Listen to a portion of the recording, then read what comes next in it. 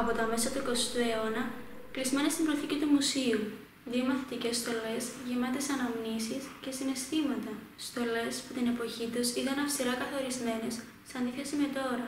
Αλλά οι μαθητές οι οποίοι φόρεσαν τη μαθητική στολή του Παγκυπρίου Γυμνασίου αφηγούνται. Η καλοκαιρινή στολή των μαθητών αποτελείται από κοντό παντελόνι χακί και πουκάμισο χακί. Από ένα σκουφί, στο στήθος υπήρχε σήμα με την κουκουβάγια και στο πηλίκιο μικρότερο σήμα πάλι με την κουκουβάγια. Η χειμερινή στολή ήταν παντελόνι μπλε, βαθύ μπλε και πουλόβερ. Πουλόβερ μπλε πάλι. Σακάκι δεν φορούσαμε, δεν υπήρχε στη στολή σακάκι. Η επίσημη στολή στις γιορτές τις Κυριακές ήταν μπλε πανταλόνι, άσπρο πουκάμισο, άσπρο τώρα όχι χακί, μακρύ πανταλόνι τον χειμώνα. Η αγορίστικη μαθητική στολή του 1960 αποτελείται από γκρίζο παντελόνι, άσπρο πουκάμισο και μπλε γραβάτα. Επίσης, η στολή περιλάμβανε και μπλε σακάκι με δύο τσέπες στο κάτω μέρος. Στη στολή συμπεριλαμβανόταν γκρίζο πηλίκιο με το σήμα του Παγκυπρίου Γυμνασίου με την κουκουβάγια. Τέλος, υπήρχε σήμα του Παγκυπρίου Γυμνασίου στο πέτο του σακακιού. Η κοριτσιστική μαθητική στολή του 1950 αποτελείται από μπλε φόρεμα, το οποίο ονόμαζε και ποδιά. Υπήρχαν δύο τσέπες στο μπροστινό της μέρος, δύο πιέτες μπροστά και δύο πίσω. Τη στολή συμπλήρωνε μια μπλε ζώνη. Η στολή περιλάμβανε άσπρο γιακά, πάνω στον οποίο βρισκόταν το σήμα του Παγκυπρίου Γυμνασίου με την κουκουβάγια.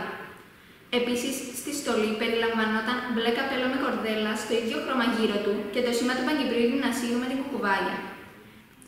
Τέλος, τη στολή ολοκλήρωναν μαύρα πολιτικά παπούτσια. Τη στολή την αγόραζαν έτοιμη ή την έραβαν κατά παραγγελία. Και στις δύο περιπτώσεις η στολή δεν ήταν ακριβή.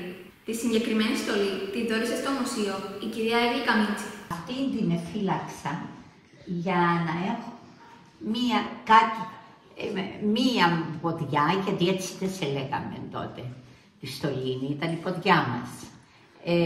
Θύμιο. Όταν αρχίσαμε όμως να μαζεύουμε πράγματα για το μουσείο, σκέφτηκα, αφού δεν βρήκαμε από αλλού, να την χαρίσω αυτή. Οι μαθητές και οι μαθήτριες φορούσαν τη μαθητική στολή και εντός και εκτός του σχολείου. Αν δεν τη φορούσαν, τιμωρούνται. Αυτή τη στολή φορούσαμε και για το σχολείο, αλλά και τα απογεύματα όταν θέλαμε να πάμε κάπου. Ήταν συνέχεια. Η στολή ήταν υποχρεωτική παντού. Μόλις έβγαινε από το σπίτι του ο μαθητής ή η μαθήτρια έπρεπε να φοράει πλήρη στολή. Να μην λείπει ούτε πηλίκιο, ούτε σήμα, ούτε να είναι διαφορετικού χρώματος. Υπήρχαν παιδονόμοι που περιφέρονταν στους δρόμους της Λευκωσίας και κατάγγελαν τους παραβάτες. Γύριζαν οι παιδονόμοι το απόγευμα όλες τις αργίες στη Λευκωσία, αυτή ήταν η αποστολή τους, και κατάγγελαν τους μαθητές που δεν φορούσαν στολή. Τα πρώτα χρόνια οι μαθητές είχαν σήμα από χαλκό που το ράβανε, το στηρώνανε σε ένα μαξιλαράκι και το αναρτούσανε στο στήθος. Αυτό το σήμα είχε τον αριθμό εγγραφής, επομένως καθένας μπορούσε να καταγγείλει ή ονδήποτε μαθητή από το νούμερο που έφερε επί του στήθους.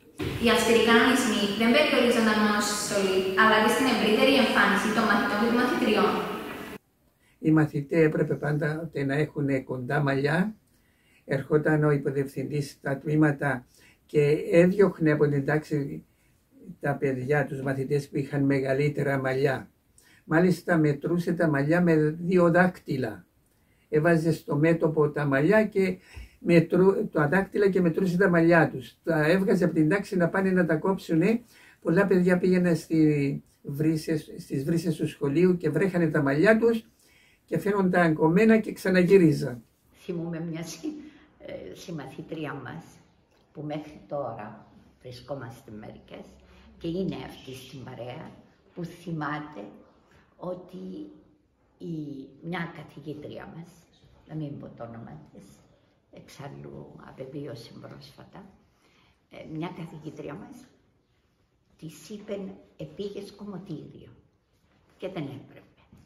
Και την έβαλε και πήγαινε, είχαμε το σχολείο, όχι εδώ, αυτό της Παλουριώτισσας που μόλις χτίστηκε, είχε δεξαμενή η Μιχάλη. Λοιπόν, και πήδαγα, αλλά με αρκετά μεγάλη δεξαμενή γύρω. Και έστειλε την άλλη συμμαθήτρια της και πήγαν και έγινε παπί. Τα βρέξε, γιατί πήγε κομμωτήριο. Η μόδα της εποχής απαγορευόταν. Στο Παγκύπριο Γυμνάσιο φοιτούσαν μόνο μαθητές. Επειδή δεν υπήρχε στο Παρθεναγωγείο της Φανερωμένης πρακτικό τμήμα, μερικές μαθήτριες κάποτε 2-3 έρχονταν στο Παγκύπριο Γυμνάσιο Αρένων, στο κεντρικό. Ήρθε μεταξύ των μαθητριών, 2-3 μαθητριών της 4ης τάξεως, της 5ης, ήταν και μια μαθήτρια που ήταν καλή, είχε και ήθος και περνούσε τα μαθήματα. Όμως στη μόδα την εποχή εκείνη ήταν τα κοντά καλτσάκια. Αν φορούσαν οι μαθήτριες κάλτσες τον χειμώνα, αν φορούσαν δεν ήταν παράπτωμα. Η μαθήτρια αυτή έβαλε τα καλτσάκια και ήρθε στο σχολείο. Και ενώ προβιβαζόταν στο τέλος του χρόνου, απερίφθη από τον καθηγητικό σύλλογο για να αλλάξει σχολείο. Επειδή έκανε αυτό το παράπτωμα με τα καλτσάκια. Εξέφυγε από τα στερεότυπα, από τον κανόνα, ακολουθεί τη μόδα. Να ακολουθεί τη μόδα ο μαθητής ή η μαθήτρια ήταν παράπτωμα. Κοσμήματα δεν επιτρεπόταν. Δεν φορούσαμε. Για διάφορους λόγους, παιδιά. Αυτή η εφαρμογή της στολής ήταν ακριβώς για να χτυπήσουν και την επίδειξη. Το θέμα είναι καλά να το βλέπετε, το κάθε τι στην εποχή του. Ναι, δεν μπορούμε να κρίνουμε σήμερα ακριβώς τι έγινονταν τότε. Διότι τότε ήταν μετρημένες στα δάχτυλα του ενός χεριού οι περιπτώσεις των παιδιών που ήταν από οικογένειες πλούσιες, από οικογένειες που μπορούσαν να κάνουν δώρα στα γενέθλια και τα Χριστούγεννα στα παιδιά τους, κοσμήματα. Δεν ήταν κάτι που μπορούσαν να το έχουν το 95% των παιδιών.